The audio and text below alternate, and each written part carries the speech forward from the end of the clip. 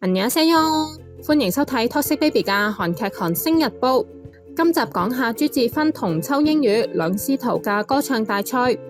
佢哋兩個近期都分別上過劉在石嘅訪談節目 You Quiz on the Block。咁啱劉在石都有分別請佢哋高歌一曲。劉在石好衰啊，講咗啲好直白嘅評語。我哋先聽下朱智勳先。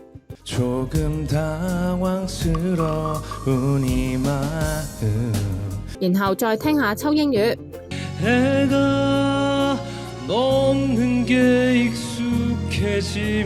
大家覺得邊個唱得好啲呢？睇下你嘅諗法同劉在石係咪一樣先。之後曹世浩好搞笑啊，佢聽唔清楚劉在石講智勳，就問多一次係講緊邊個。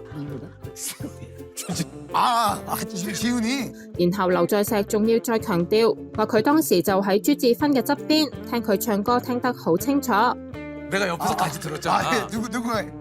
後再睇真啲，原來朱智勳唱嘅時候字幕都係一絕啦。睇下節目組寫咗啲乜嘢先。首先朱智勳唱嘅係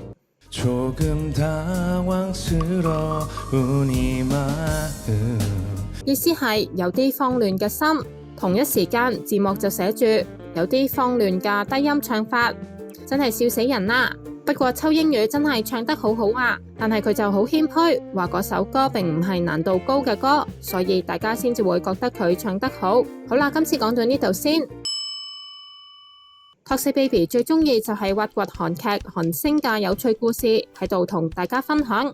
大家記得訂閱 Toxic Baby 嘅頻道啦。另外，如果想學韓文，可以嚟報讀我哋 Flying Oppa嘅韓文班，詳情可以去 IG 揾 Korean SSG 查詢。